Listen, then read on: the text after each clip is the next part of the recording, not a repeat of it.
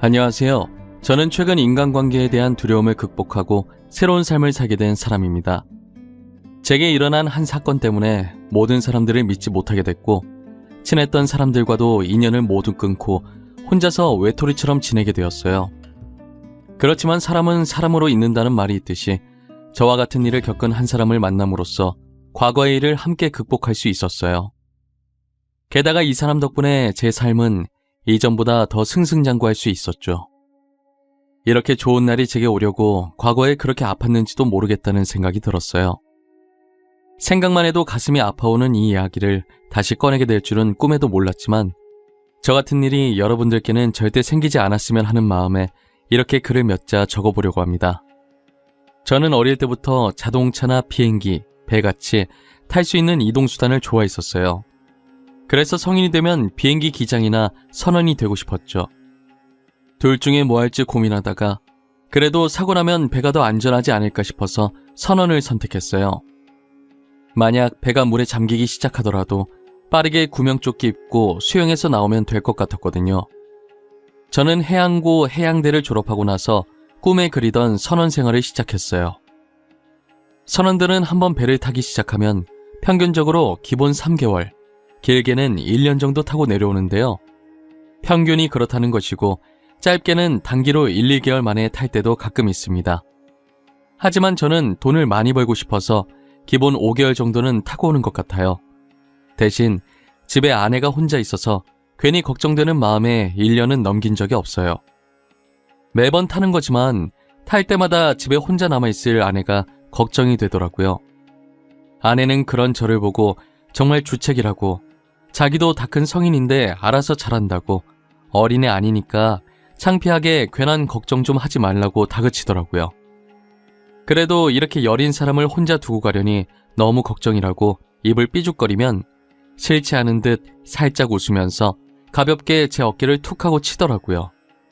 가끔 이런 모습을 저희 어머니께서 보시면 아직도 신혼이라면서 저희 둘 다 꼴값이라고 혀를 차십니다. 저희 어머니 말씀처럼 제가 한번 집을 나가면 몇 개월간 배를 타고 오다 보니 배에 내려서 오랜만에 만나면 여전히 연애하는 기분으로 신혼 분위기를 내고 있어요. 한두 달 뜨겁게 사랑하고 다시 몇 개월간 배에 올라타서 떨어져 지내고, 이런 생활을 계속 반복하는 거죠. 몸은 멀리 떨어져 있지만 그래도 작업 시간을 제외한 나머지 시간엔 틈틈이 아내와 통화를 하곤 해요. 전화하는 시간만 되면 둘이서 얼마나 애틋한지 마치 로미오와 줄리엣 같다고나 할까요? 저번에는 배가 해외까지 나갔어야 하는 일이 있어서 1년 가까이 타고 내려서 2달 정도 쉴 수 있었는데, 처음으로 오랜 기간 동안 떨어져 있어서 그런지 그때는 유독 애틋해지더라고요. 2달 쉬고 나면 바로 또 5개월 정도 배를 타야 해서 그동안 저희 부부는 1시간도 떨어지지 않았어요. 그렇게 2달이라는 시간은 눈 깜짝할 사이에 지나가 버렸고 저는 다시 배에 올라탔습니다. 이번에도 그렇듯 배를 타고 있는 동안 아내와 전화를 안 한 적이 한 번도 없었어요. 힘든 작업을 마치고 씻자마자 잘 준비는 안 하고 아내에게 전화를 걸었어요. 아내는 있었던 일들을 조잘조잘 얘기하는데 저는 그 얘기를 듣는 시간이 제일 행복했어요. 아내 목소리를 듣고 있으면 그날 있었던 피로가 정말 눈 녹듯 사라져버렸죠. 가끔 작업이 많아서 엄청 피곤한 날엔 아내 목소리를 자장가 삼아 들으면서 잘 때도 있어요. 제가 어느 순간부터 아내 말에 대답이 없으면 아내는 잠들었다는 걸 알아차리고 알아서 전화를 끊었어요. 그렇게 5개월의 시간을 보내고 집에 와보니 아내가 밥을 차려놓고 저를 반기더라고요. 아내가 저한테 다가오는데 제가 배에 올라타기 전보다 살이 많이 쪄 있더라고요. 전체적으로 몸을 훑어보는데 제 시선이 아내의 배 쪽에 멈췄어요. 마치 아내의 배가 임신한 사람처럼 살짝 볼록하게 나와 있더라고요. 여보, 나 없는 동안 너무 잘 지낸 거 아니야? 볼살 오른 것 좀 봐. 배도 많이 튀어나온 것 같고. 당신 뱃살 나오는 거 싫어서 조금이라도 살찌면 운동했었잖아. 아, 나 임신했어. 그래서 운동 못해. 아이가 먹성이 얼마나 좋던지 땡기는 거 다 먹다 보니까 이렇게 됐네.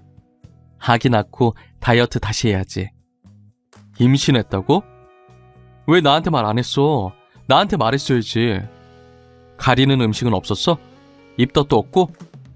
혼자서 얼마나 힘들었어. 우리 애 벌써부터 효자야. 입덧 없었어. 그러니까 이렇게 살이 쪘지. 당신 가고 며칠 뒤에 병원 가서 임신 진단 받았는데 괜히 걱정돼서 일 제대로 못할까봐 말 못했어. 그래도 말했어야지, 미련한 사람아. 착해 빠져가지고 맨날 내 걱정만 하고. 나 당신 애기 낳을 때까지는 배 안 탈 거야. 내가 집안일 다 할 테니까 그동안 하고 싶은 거 하면서 지내. 진짜? 그럼 나 주말에 친구랑 놀다 와도 돼? 간만에 친구 만나서 스트레스 좀 풀고 싶어.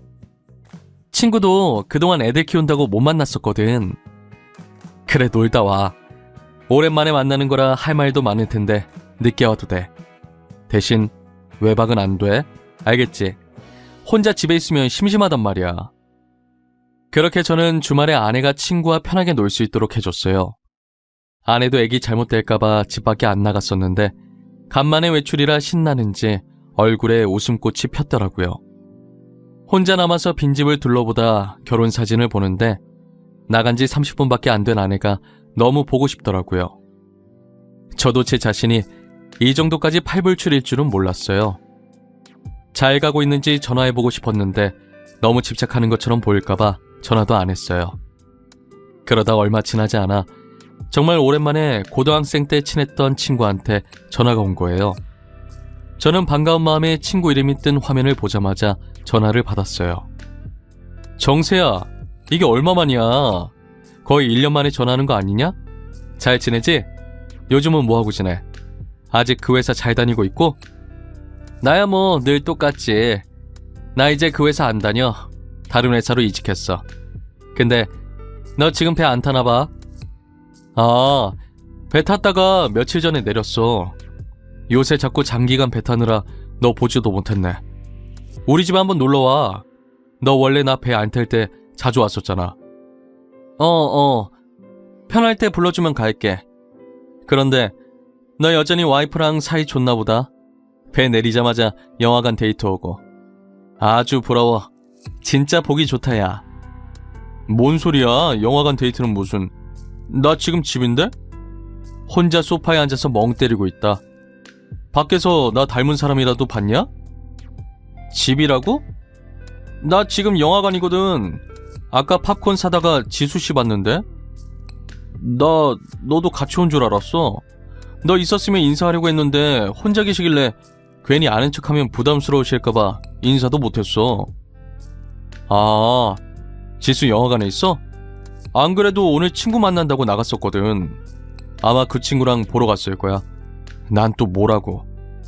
아내가 평소에 영화 보는 걸 엄청 좋아해서 저희 연애할 때도 영화관에 엄청 갔었거든요. 이번에도 늘 그렇듯 친구랑 영화 보려고 영화관에 간 것 같았어요. 또 팝콘이랑 오징어 같은 주전부리 엄청 사서 양쪽 팔에 끼고 다닐 아내가 생각났어요.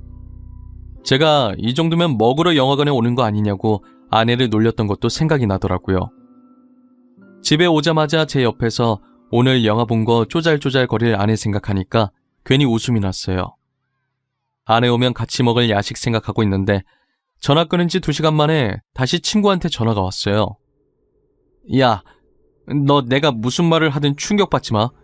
정신 단단히 잡고 들어. 알겠지? 이거 진짜 마음에 준비하고 들어야 할 얘기야. 무슨 얘기길래 이렇게까지 겁을 주고 난리야? 그냥 빨리 말해. 나 웬만한 얘기에 충격 잘 안 받아. 괜찮아.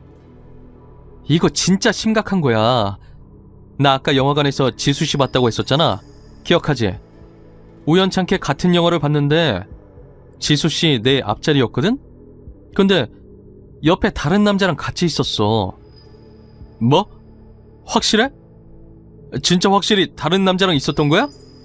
너 다른 여자를 우리 지수라고 착각한 거 아니지?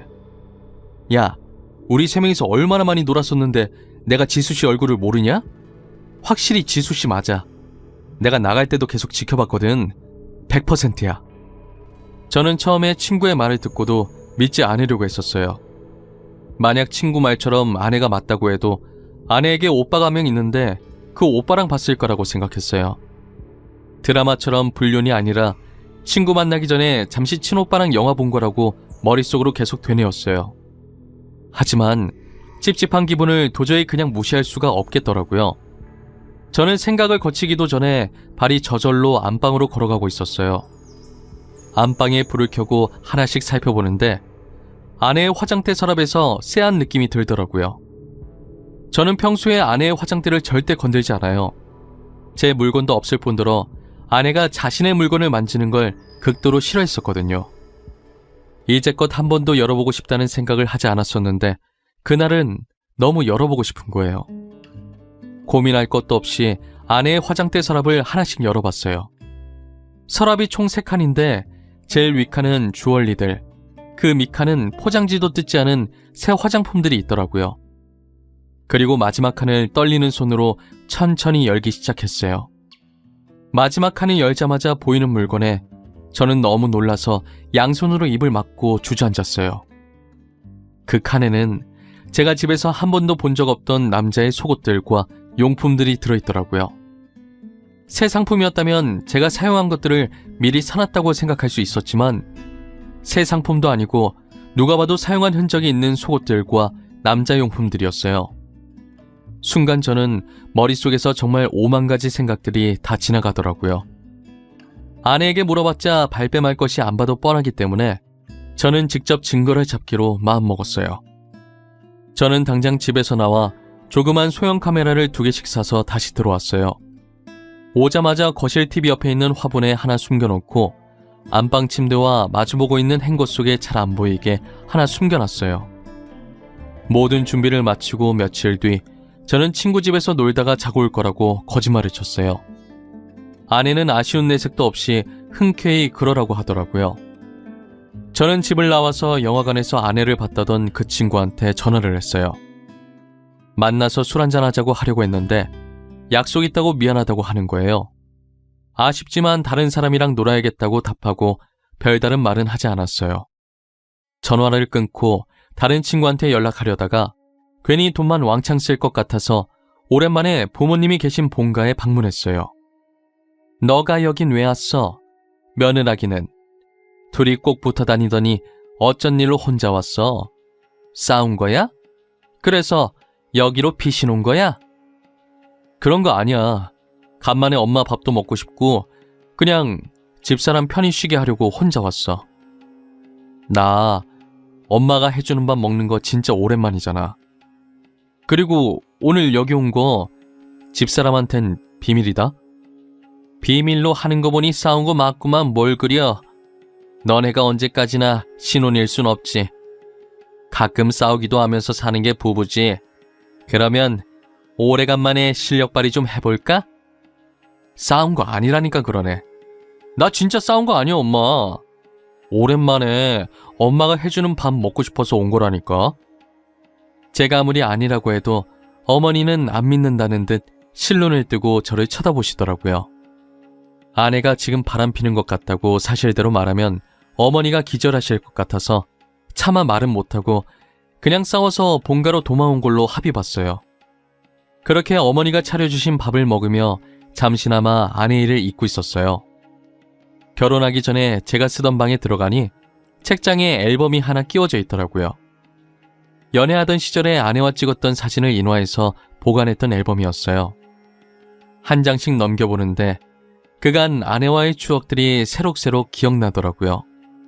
밝게 웃고 있는 아내 사진을 한 장 꺼내서 손으로 매만지며 제발 아니었으면 좋겠다고 중얼거렸어요. 제가 하고 있던 상상이 빗나가길 막장 드라마 같은 일은 제게 일어나질 않길 바라면서 잠들었던 것 같아요. 간만에 푹 자고 일어나서 시간 본다고 휴대폰을 켜니 아내에게 문자가 하나 와 있더라고요. 친구 남편 출장 갔다고 해서 지금 친구 집에 놀러 갈 건데 아마 자고 올 수도 있다고요. 저는 현재 아내가 없다는 걸 확인하고 녹화 영상을 보려고 집으로 향했어요. 거실과 안방에 있던 카메라를 수거해 메모리 칩을 빼서 제 노트북에 연결시켰어요.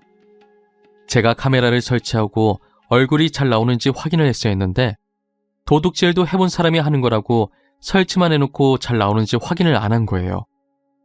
그래서 풀과 옷이 화면을 가득 채우고 가끔 사이사이 얼굴이 보이긴 하는데 자세히 봐야 보일 것 같아서 일단은 소리 먼저 확인을 했어요. 다행히 소리는 아주 또렷또렷하게 잘 녹음됐더라고요. 역시나 저 없는 동안 내연남을 저희 집으로 불렀고 거실 소파에 앉아 둘이서 꽁냥꽁냥 거리는 거예요. 안방 영상을 확인하니 애정행각하는 장면이 적나라하게 다 담겨 있었어요.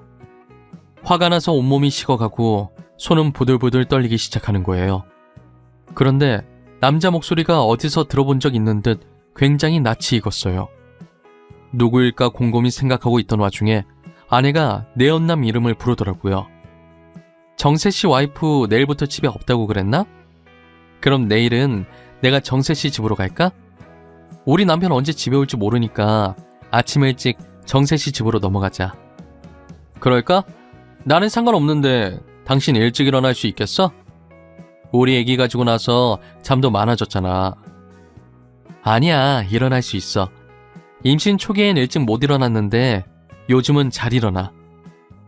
아참, 우리 애기 아들이라던데 당신 닮았으면 되게 잘생겼겠지?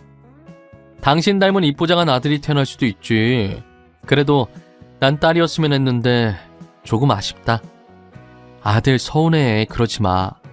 난 딸이든 아들이든 당신 애라서 그런지 뭐든지 다 소중해. 빨리 우리 애기 만나고 싶다. 이름은 뭐로 하지? 아내 입에서 나온 이름은 다름 아닌 영화관에서 아내를 봤다고 했던 제 친구였는데요. 상간남이 제 친구였던 것도 충격이었는데 뱃속의 아이까지 제 애가 아니었다는 사실에 저 둘을 어떻게 해야 좋을지 이가 바득바득 갈리더라고요. 자기가 제 아내랑 눈 맞아놓고 어떻게 뻔뻔하게 아무것도 모르는 사람 마냥 저한테 전화해서 아내가 바람피는 것 같다고 말할 수가 있는지 이해가 안 갔었어요. 더구나 제 친구도 유부남이었고 친구 아내가 집에 없는 이유가 출산 때문에 산후조리원에 들어가서 그런 걸로 알고 있었거든요. 저는 길거리에 굴러다니는 쓰레기만도 못한 저 두 사람을 처참하게 짓밟고 싶었어요. 소리만 녹화된 영상으로는 안 될 것 같아서 확실히 얼굴이 잘 보이게 카메라를 다시 제대로 설치하고 며칠 뒤 친구 집에 간다는 핑계를 대고 한 번 더 외박을 했어요. 아내는 제 기대를 저버리지 않고 또다시 친구를 저희 집으로 불렀어요. 이번엔 저번과 다르게 얼굴이 선명하게 제대로 잘 녹화가 됐더라고요. 그리고 녹화본을 가지고 친구의 아내를 찾아갔어요. 소은씨, 일단 제가 주는 청심환부터 먼저 드시고 제가 하는 말 잘 들으세요. 몸조리 끝난 지 얼마 안 되셨는데 이런 말 드리기 정말 죄송합니다. 혹시 저희 남편 얘기예요? 얼마나 심각한 얘기길래 청심환까지 먹이고... 어디서부터 어떻게 말해야 할지 모르겠는데 사실 정재랑 제 집사람이 바람을 피고 있는 것 같아요. 역시 그랬군요. 저도 상대가 누군지는 몰라도 남편이 바람 피고 있다는 거 어느 정도 예상은 하고 있었어요. 그래서 그런지 별로 놀랍지도 않네요. 친구의 아내에게 조심스럽게 말을 꺼냈는데 이미 아내분은 친구의 외도를 눈치채고 있었더라고요. 하지만 아빠나 엄마 없는 아이 만들고 싶지 않아서 아무것도 하지 않은 채 혼자서 참고 있었대요. 저는 아내분이 잘못한 건 전혀 없으니 더 이상 죄인처럼 혼자 참고 살지 않았으면 하는 마음에 제가 가지고 왔던 녹화본들을 틀어주었어요. 녹화본들을 다 보고선 할 말을 잃으신 건지 입을 틀어막은 채 하염없이 눈물만 흘리시더라고요.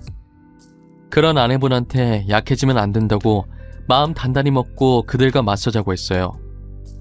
처음엔 울면서 고개를 절레절레 흔드시더니 몇 분 후 결심하셨는지 저를 쳐다보시는 거예요.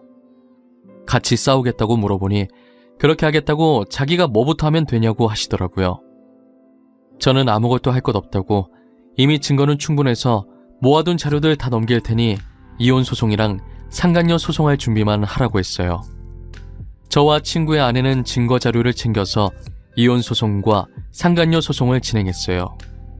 집으로 소장이 날라올 때까지 아무것도 모르는 척 평상시처럼 행동했죠. 소장이 날라오던 날 아내의 표정을 아직도 잊을 수가 없어요. 얼굴이 울그락불그락해져서는 우편으로 받은 서류를 제 얼굴에 던지더라고요. 이거 뭐야? 이혼 소송? 내가 왜 당신이랑 이혼을 해? 당신 미쳤어? 내가 당신한테 뭘 잘못했는데. 방귀 낀 놈이 성낸다더니 어쩜 그렇게 뻔뻔한지. 이혼 소송장 날라온 거 보면 사태 파악이 안 되니? 상간녀 소송장도 받아봐야 알아차리려나? 상간녀 소송? 그게 무슨 말이야? 내가 상간녀 소송을 왜 당해? 그거 바람피는 사람들만 당하는 거잖아. 근데 내가 왜 당하냐고. 눈치가 없는 거야? 눈치가 없는 척하는 거야? 네가 바람을 폈으니까 당하겠지. 아마 정세도 이혼 소송장에 상간남 소송장도 받았을 거야. 누가 벨 누르네. 당신 상간녀 소송장 왔나 보다. 저는 아내에게 여유롭게 웃어주며 우편물을 받으러 나갔어요. 제가 했던 말처럼 상간녀 소송장이 배송 왔더라고요. 받은 서류를 아내 손에 꼭 쥐어주면서 그거 들고 내 집에서 당장 나가라고 했어요. 아내는 서류가 우그러질 때까지 주먹을 쥐고 온몸을 떨면서 저를 째려보더라고요. 나갈 생각도 안 하고 우두커니 서 있길래 손수 제가 직접 아내 짐을 싸기 시작했어요. 그리고 아내 화장대를 가리키면서 제일 마지막 칸에 있는 남자 속옷들도 챙겨줘야 하냐고 물으니 쿵쿵거리며 저한테 다가와서 양손으로 제 멱살을 잡고 소리를 지르더라고요. 저는 제 멱살을 잡고 있는 아내의 손을 떼고 그 손에 짐이 든 가방을 쥐어줬어요. 그리고 바람난 친구에게 전화를 걸어 지금 당장 아내를 데리고 가라고 얘기했죠. 친구에겐 아직 우편물이 도착하지 않았는지 어색하게 웃으면서 그게 무슨 소리냐고 황당해 하더라고요. 당장 2년 데리고 가라고. 내 말 못 알아들어? 다시 말해줘? 나 다 알고 있으니까 내 눈앞에 있는 네 내연녀 데리고 가라고. 성환아, 일단 진정해. 진정하고 내 말 좀 들어봐. 우리 그런 사이 아니야. 너가 뭔가 오해를 하고 있는 모양인데. 내가 바본 줄 아나. 너네 나 몰래 만나고 있던 거 다 알아. 증거까지 다 있는데 어디서 오리발이야. 당장 2년 안 데리고 가? 증거? 혹시 그거 우리 집사람도 알아? 아직 집사람은 모르는 거지? 성원아, 집사람한테 말한 거 아니지? 어? 나 집사람 없으면 안 돼. 제발 부탁할게. 말하지 말아줘. 왜? 왜 말하면 안 되는데? 항상 뒤에서 구린 짓 하는 애들이 들키면 꼭 이런다니까. 남의 가정 깨는 건 괜찮고 자기 가정 깨는 건 안 된다? 내가 이렇게 부탁할게. 아니다. 나 너가 하라는 거 다 할게. 그러니까 우리 집사람한테만 말하지 마. 나 집사람 없으면 죽어. 너네 집엔 아직 소송장 안 갔나 보다. 아마 오늘 안에 도착할 거야. 위자료나 준비해놓고 있어. 그리고 이거 스피커폰이라 네 내연녀 지금 이거 듣고 울고 있네. 꼴 보기 싫으니까 당장 데리고 가. 저는 친구에게 당장 저희 집에 있는 자신의 상간녀를 데리고 가라는 말만 하고 전화를 끊어버렸어요. 모든 대화를 듣고 있던 아내는 자신의 아내 없으면 안 된다는 친구의 말을 듣고 본처를 선택한 친구에 대한 배신감과 자신이 버려졌다는 처량함에 눈물만 흘리고 있더라고요. 그러더니 갑자기 뱃속에 있는 애 핑계를 대면서 제게 매달리기 시작하는 거예요.